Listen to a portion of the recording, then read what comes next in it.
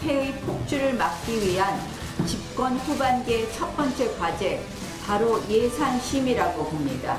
묻지마 과소비 예산은 반드시 삭감하겠습니다. 일자리 예산을 무조건 삭감하겠다는 자유한국당이 서민의 등을 휘게 하는 진짜 등골 브레이커 정당이라고.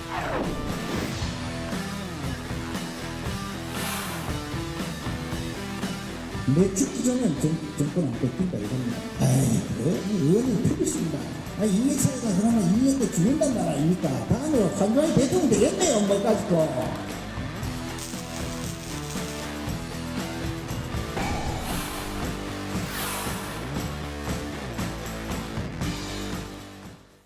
김재원 예결위원장의 막말 관련해서 오늘 예산조정소위는 또 11분 만에 파행으로 끝났습니다.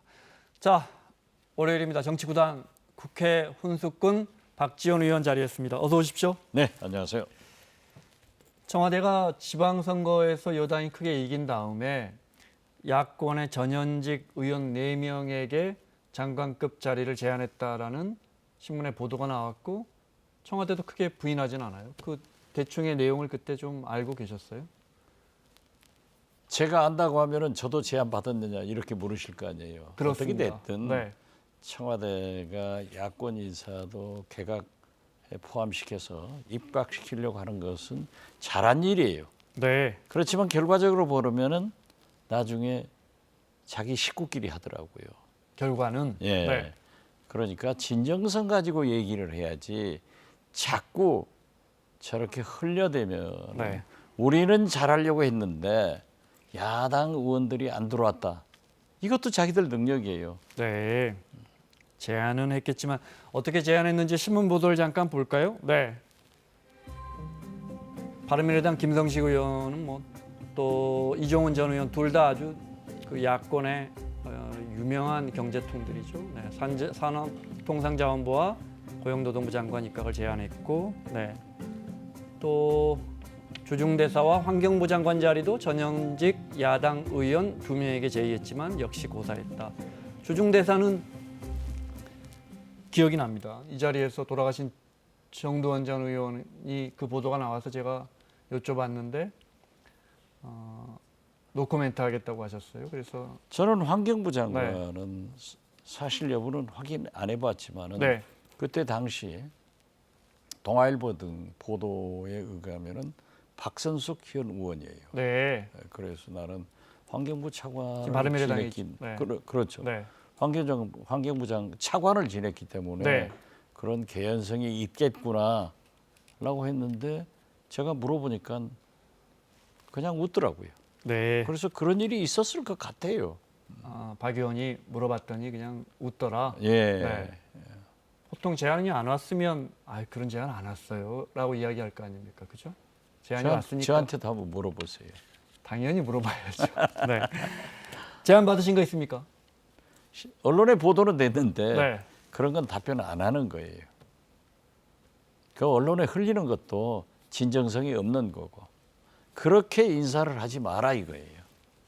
필요한 사람이 있다고 하면은 네. 삼고초려를 해서도 야당이건 누구건 모셔다가 함께 성공하는 문재인 대통령을 만들려고 노력해야지. 네. 저렇게 언론에 흘려대면은 지금 총선 앞두고 김성식 의원이나 이종훈 의원이 만약 제의받아서 간다고 하겠어요? 간다고 네. 하면은 다음 총선 출마 안 하는 거예요. 네. 이건 뭐죠? 1년쯤 전의 글쎄요, 이야기니까. 뭐. 네. 그런데 왜 지금 나와요? 당시에 청와대가 이런 제안을 했더라도 그것이 굉장히 진정성이 담긴 제안처럼 느껴지지 않더라. 저는 그렇게 네. 생각해요. 본인이 받으셨을 때는 진정성 아니 저도 네. 김대중 대통령 모시면서 네. 사실상 개각 문제를 전면에 서서 제가 했고 총리건 누구건 찾아가서 간곡히 설명해가지고 대통령을 만나게 해서 이제 거기에서 결정하거든요. 네. 그래야 믿는 거예요. 그런데 뭐 이 사람 저 사람 와서 한번 들어와 보십시오 하라고 그걸 제안이라고 하면은 안 되죠. 네. 제안이 아니고 그냥 말해본 거다. 아니 뭐 그렇게 제안해서 네. 본인이 하겠다고 하면은 뭐 대통령 면담을 시키겠죠. 그 왜 지금 와서 언론에 자꾸 흘려내냐 이거죠. 제안 받으실 때는 직접 제안 받으셨을 때도 그런 느낌 받으셨습니까? 저는 이런 아니라니까요. 형식이 아니어야 한다. 저는 아니라니까요. 아니다. 알겠습니다. 청와대가 총선 앞두고도 야권의 장관이 될 만한 분들에게 계속 제안을 할 수도 있을 것 같아요. 노영민 실장이 어제 이제 국정 운영 절반이 지나면서 비서실장, 안보실장 등이 기자간담회 가졌는데 그 자리에서 지금까지 전현직 야당 의원들에게 입각 관련해 다양한 제안을 했다. 그 입장엔 변함이 없다. 앞으로도 할 것 같다. 그렇게 해야죠. 앞으로 해야 하고 진정성 있게 해야 한다. 그런데요. 네. 지금 다 국민들이나 특히 한국당에서는 문재인 대통령 임기가 2, 3개월 남은 끝난 대통령으로 생각하는데요. 문재인 대통령은 이제 2년 반이 남았어요. 네. 그러니까 과거에 국민들로부터 후한 점수를 받지 못하는 인사 문제에 대해서 비서실장이 저렇게 여야 가릴 것 없이 좋은 인사를 발탁하겠다 하는 네. 것은 굉장히 잘한 거예요. 그렇기 때문에 저는 문재인 대통령의 성공을 위해서 그러한 인사들을 탕평 인사로 하는 것은 좋은 일이지만은 만약에 총선에 출마할 계획을 확실하게 가지고 있는 사람한테 그런 얘기를 하면은 결국 안 된다 이거죠. 네, 알겠습니다. 혹시 야권의 인사 중에 이런 분들은 좀 추천해 볼 만하다. 이런 분들을 좀 쓰면 어떻겠느냐 떠오르는 분이 있습니까? 그건 노영민 실장 네. 말씀대로 언뜻 떠오르지 않는데요. 알겠습니다. 자, 어제 기자간담회에서 노영민 비서실장의 뭐 다른 이야기도 좀 들어볼까요? 네. 경제뿐만 아니라 교육, 채용, 전관 예우 등 국민의 삶 속에 내재화된 모든 불공정이 해소될 수 있도록 공정을 위한 개혁을 더욱 강력하게 추진하겠습니다. 공정이 우리 사회에 뿌리 내리도록 최선의 노력을 다하겠습니다. 집권 전반기 전환의 힘을 토대로 이제 새로운 대한민국으로 도약하겠습니다. 이제는 성과로 평가받아야 한다는 것을 잘 알고 있습니다. 문재인 정부의 정책이 밥 먹고 공부하고 아이 키우고 일하는 국민의 일상을 실질적으로 바꾸어내는데 최선을 다하겠습니다. 그러면서 지금 공석 비어있는 법무부 장관 후임자 찾기가 쉽지 않다. 인선이 쉽지 않다. 많은 분들이 고사한다. 제일 먼저 말씀하셨잖아요. 전해철 의원이 할 것 같다. 전해철 의원도 지금 고사한답니까? 그 뒤로 입장을 못 들었네요. 뭐 또 다른 이유가 있다고 저는 들었습니다만은 네. 전해철 의원 문제는 제가 일단 틀렸기 때문에 그 이상 얘기하는 것은 바람직하지 않고 지금 노영민 실장의 저게 바로 정답입니다. 이제까지 2년 반 한 것을 저는 적폐청산이나 네. 10년간 잃어버린 대북 관계를 복원시켜서 3차례의 남북 정상회담, 2차례의 북미 정상회담, 세계적 사건 아니에요? 물론 지금 어려움에 봉착돼 있다 하더라도 네. 이러한 것은 높이 평가해요. 그렇지만은 인사 문제나 여러 가지 경제 문제, 개혁에 대해서 다시 시작하는 것으로 하겠다. 저게 바로 필요한 자세예요. 네. 계속 그 이야기를 하고 싶어 하시는 것 같아서 제가 그냥 물어볼까요?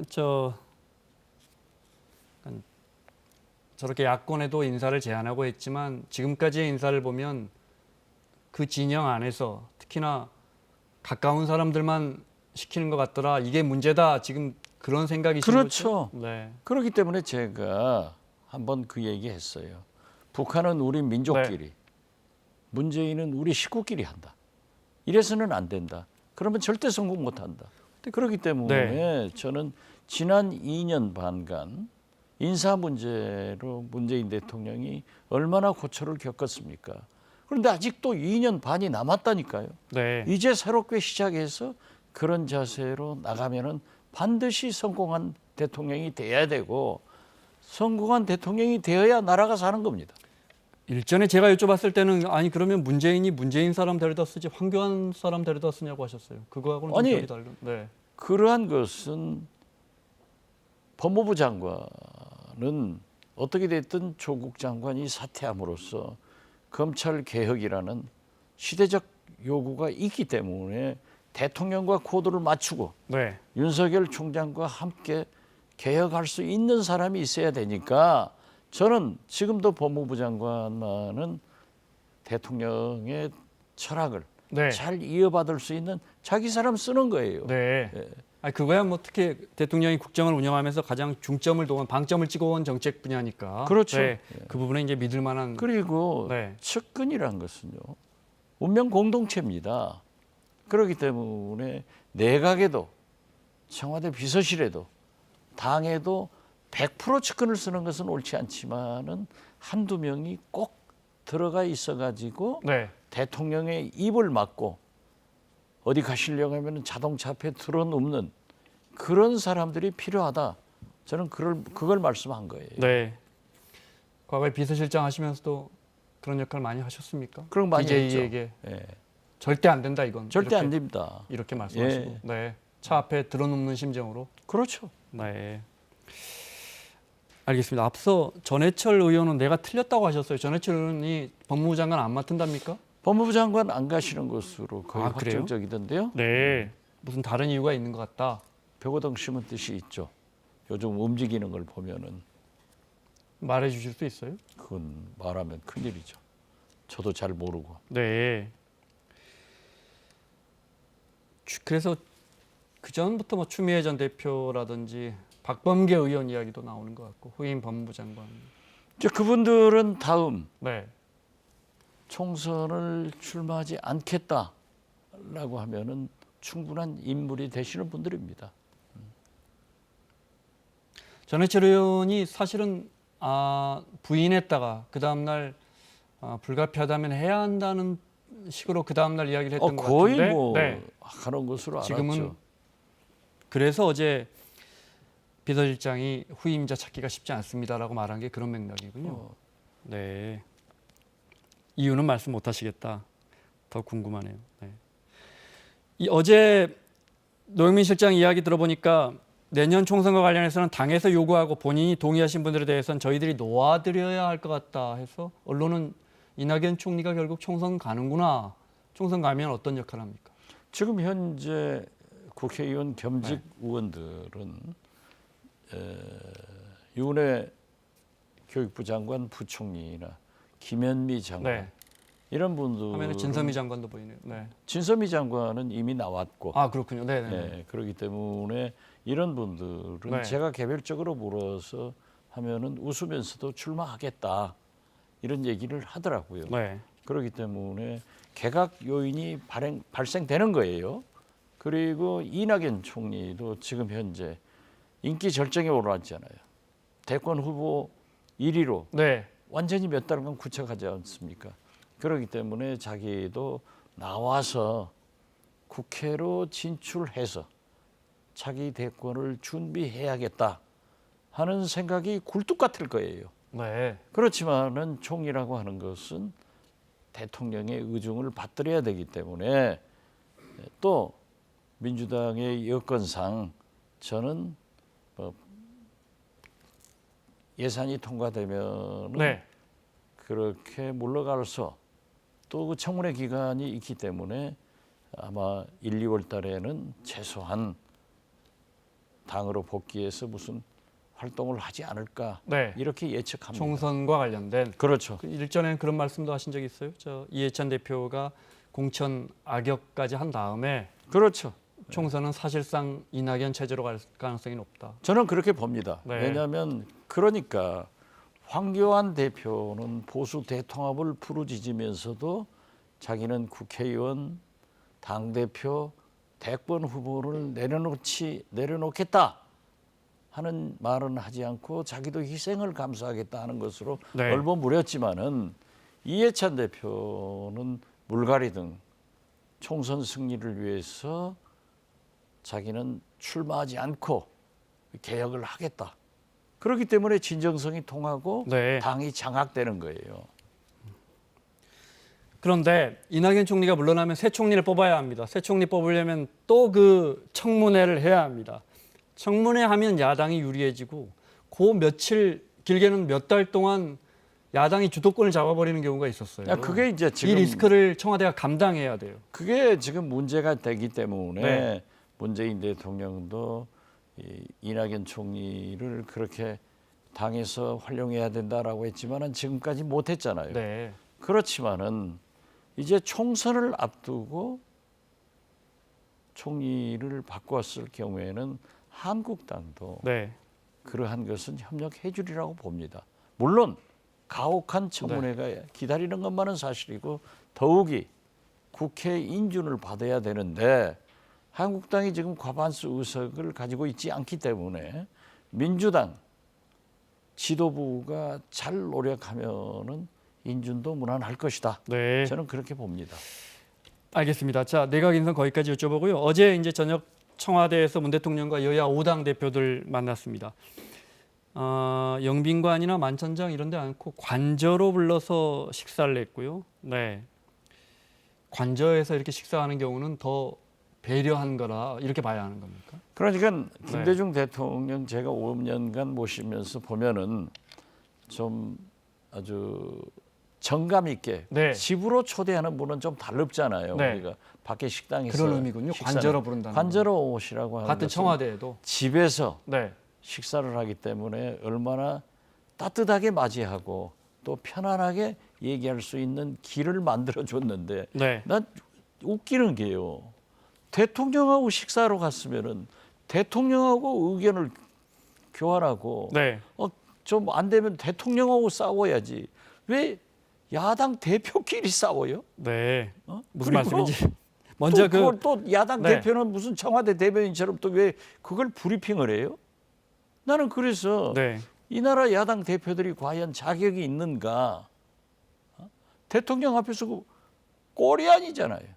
고 싸워도 대통령하고 싸우든지 말씀하신 얘기는 것처럼 대통령하고 해야지. 왜 자기들끼리 싸우고 또 자기들이 싸웠다고 발표를 해? 자, 그 진짜 부분을 직접 웃기는 야당 정동영 대표들이에요. 대표 통해서 들어보겠습니다. 정 대표가 어제 브리핑을 했는데 들어보겠습니다.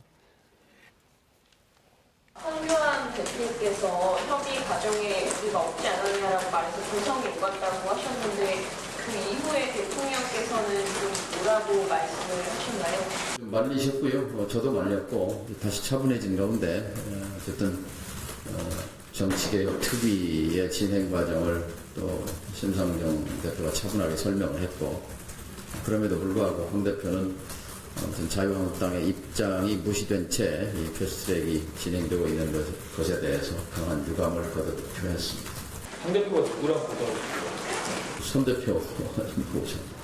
관련해서는 이해찬 대표는 3시간 가까이 만났는데 저 고성에 오간 건 한 1분 정도다 이렇게 진화를 하던데 일단 정동영 대표가 저걸 브리핑을 해줘야 국민들이 좀 알 거 아닙니까? 그것은 누군가 한 명은. 청와대에서 할 일이죠. 네. 그리고 저는 정동영 대표가 브리핑한 것이 그런 의미에서는 하지 않고 기자들이 질문하니까 친절한 금자씨가 됐다.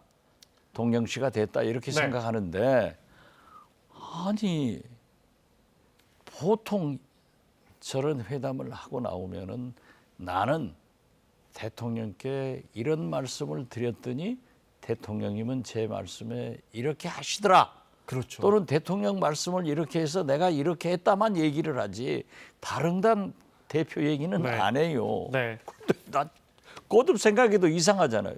대통령이 초청해서 안집에서 식사하면서 싸워도 대통령하고 싸우고 의견을 거기하고 나눠야지 왜 야당 대표끼리 싸우고 나오냐고요.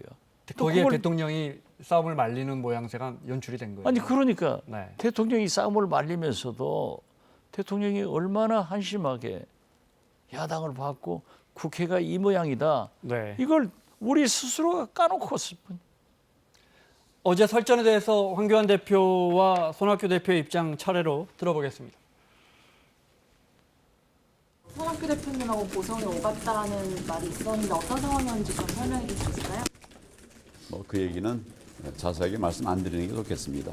저희들이 다 같이 논의하면서 품고 가도록 그렇게 하겠습니다. 예, 그 정도 하시죠. 선거제도 관련해서 황교안 대표가 계속 우리 자유한국당과는 협의 없이 진행됐다. 일방적으로 진행됐다. 계속 그래서 제가 그냥 듣고 있다가 황교안 대표에게 한마디 좀 꾸짖었습니다. 황 대표 정치를 그렇게 할 게 아니다. 정권 투쟁에만 급급하지 말고 나라 생각 좀 해달라. 황 대표한테 내가 정치 선배로 또 인생 선배로 한마디 하겠다. 한마디로 꾸짖은 겁니다. 정치 선배고 인생 선배로 한마디로 저 얘기는요. 꾸짖었다. 네. 국회의장이 매년 5당 대표들 매주 월요일 날 초월에 만나잖아요. 네. 거기에서 얘기할 수 있는 거지 무슨 뭐 저기가 동창이에요, 선배고 후배고. 난 그거 웃기는 거예요. 알겠습니다. 그러니까 문재인 대통령은 야당복은 타고났다는데 요즘 제가 그럽니다. 천복을 타고난 거예요. 저렇게 도와주는 야당 대표들이 어디 있어요? 또 그대로 있으면 모르는데 친절하게 또 브리핑 다 해주고 영험한 친절한 금자씨가 있는 게 아니에요. 친절한 동영 씨. 알겠습니다. 문 대통령이 어제 패스트트랙에 올려놓은 선거제 개혁 관련해서 선거법 관련해서 국회에서 잘 처리해줬으면 좋겠다 이렇게 말했다고 하는데 의원님 계속해서 그 패트에 올려놓은 선거법 처리가 쉽지는 않다라는 입장이세요, 그죠? 지금도 변함은 없죠? 저는 그렇습니다. 네. 오늘 아침에 KBS 라디오 김경래 씨하고도 인터뷰하면서 네. 얘기를 했지만은 민주당이 과반수 의석을 확보하고 갔어야 돼요. 그런데 지금 현재로 바른미래당의 일부 의원들, 우리 대한신당 이게 거의 다 반대하고 있어요. 그렇기 때문에 패스트트랙에 올려서도 성공하기 힘들다. 네. 검찰 개혁 역시 물 건너가는 것 같다. 거기다가 또 어제 뭐 개헌 얘기하니까 대통령께서 그럼 총선에 공약을 하고 하반기에 개헌하자. 역대 우리나라 정치를 보면요. 대통령 임기 초에는 국정을 위해서 개헌 못하겠다. 임기 후반에는 개헌하자 하면은 그때는 이미 또 대통령 후보들이 새로 생겨요. 네. 이분들은 내가 대통령 돼서 개헌하겠다고 공약하고 이게 반복되는 것 같은데 그러면서 개헌이 안 되죠. 네. 모든 것이 다 물 건너가는 것 같아요. 알겠습니다. 자, 주제를 좀 바꿔보겠습니다. 잊을만 하면 불거지는 막말 논란. 이번에는 자유한국당 김재원 의원이 도마에 올랐습니다. 잠깐 그 장면 보겠습니다. 이해찬 대표가 뭐라 했습니까? 20년 집권한다, 50년 집권한다. 얼마 전에는 내 죽기 전에는 정권 안 뺏긴다 이겁니다. 내 눈에 흙이 들어가기 전에 내 살아생전에는 정권을 뺏기지 않겠다. 그 말 듣고 너무 충격받아가지고 택시를 타고요. 이해찬 씨가 이래 이야기합니다 하면서 이야기했더니만 택시기사가 이래 이야기합니다. 아이 의원님 틀리십니다. 이해찬이가 그러면 2년 내 죽는단 말 아닙니까? 다음에 한주환이 대통령 되겠네요 뭐 가지고 그래 이야기하세요. 그 말인데 가만히 생각하니까 내가 10만 원 주고 내렸습니다 택시가. 오늘 저 예산 조정 소위도 파행이었어요. 민주당에서 저 부분에 대해서는 공교롭게 김재원 의원이 지금 예결위원장이라 그렇죠. 사과하세요 위원장님이 하니까 못하겠다고 해가지고 10분 만에 깨졌어요 회의가. 저는 김재원 위원장도 네. 정무수석을 했잖아요. 네. 대통령을 모셔봤잖아요. 그리고 저분이 방송도 참 진행 잘했어요. 굉장히 똑똑하신 분인데 마이크 잡고 사석에서도 못할 일을 저런 얘기하는 걸 보면은 역시 한국당은 버는 것보다 까먹는 걸 참 전문으로 잘한다. 그렇게 네. 생각해요. 물론 실수죠. 그러면은 잘못했다고 얘기하면 넘어가는 거예요. 네. 그리고 민주당은요. 진짜 서툴러요. 어떻게 됐든 집권 여당은 국회를 달래고 야당을 달래서 예산 심의를 해나가는 게 원칙입니다. 네. 그럼 저걸 잡아가지고 예산 예결위를 보이콧하면은 또 내일 모레는 한국당이 또 잡아가지고 또 보이콧하고 이게 말이 돼요? 그러니까 네. 민주당이나 한국당은 한계에 와 있다. 저는 그렇게 봅니다. 예산 심사는 여당은 어떻게든 예산 심사는 해야죠. 후보로 끌고 가야 한다. 이 말이죠. 그리고 네. 김재현 의원이 100번 잘못했어요. 그러면 자기도 깨끗하게 제가 농담 삼아서 했는데 그건 농담이었습니다. 어떻게 됐든 그렇게 됐다 하면은 제 잘못입니다. 하고 딱 정리를 해버리면요. 글쎄 보통 정치인들은 그렇게 하시는데 그렇죠. 내일 보도가 안 돼요. 네. 이 잘못했으면은 딱 사과해버리면 그만이에요. 네. 그런데 오늘 안 하고 버티니까 또 똑같은 민주당. 여당이 보이콧하는 예결위가 어디 있어요? 네. 뭐 이런 거 보면은 우리 대한신당밖에 없다니까요. 제가 궁금한 건 그러니까 정무석을 했단 말은 바꿔 그 말하면 말씀도 좀 대답하지 왜 궁금한 게 또 있어요. 예. 알겠습니다. 다음엔 대한신당 관련해서도 많이 여쭤볼게요. 정무석 했다는 건 바꿔 말하면 정무 감각이 탁월한 분이다. 그렇죠. 이렇게 볼 수도 있고 그냥 말씀하신 것처럼 김재현 의원 참 인터뷰도 잘하시고 말도 잘해요. 잘하시는 분인데 아무리 저희가 그 대구라는 지역적 특수성이 있다지만 저런 이야기를 하면 저 자리에서 전두환 전 대통령 자랑스러워해야 한다라는 말도 나와요. 제가 굳이 그거 편집하지 말라고 했는데 그게 과연 총선 5달 남았는데 이게 표에 도움이 될까? 정무 감각이 탁월한 분이 알 거 아니에요. 잃는 게 더 많다. 그 집토끼들은 네. 덕이 될 거예요. 대구에서는 자기 선거구에서. 지지자들은 저런 이야기 들으면 시원하죠. 네. 지금 보십시오. 전두환 대통령은 서 있을 곳이 5.18 재판정에 서 있어야 되는데 골프장에 서 있잖아요. 그래가지고 최근에 말썽되고 있는데 국민들이 비난하는데 급한국에 또 저 얘기를 하는 것도 보면은 네. 아무리 지역의 특수성이 있다 하더라도 제가 목포에서 혹은 광주에서 연설을 하면서 황교안 대표 어쩌고 저쩌고 할 수 있어요. 그렇지만 저런 얘기는 안 해야 되고 저게 상식 이하의 얘기예요. 알겠습니다. 자, 마무리해야겠는데 종편 같으면 좋은 말이 있는데 네. 이게 KBS 지상파라 저도 말을 못합니다. 네. 잘하셨습니다. 네, 저희는 공영방송이라서요. 마지막 질문 이거 준비했습니다. 이해찬 대표가 20년 집권, 최소 5번은 승리해야 한다. 5번 승리하면 몇 년입니까? 25년. 5번, 10번, 10번 하면 50년 집권입니다. 이걸 계속 강조합니다.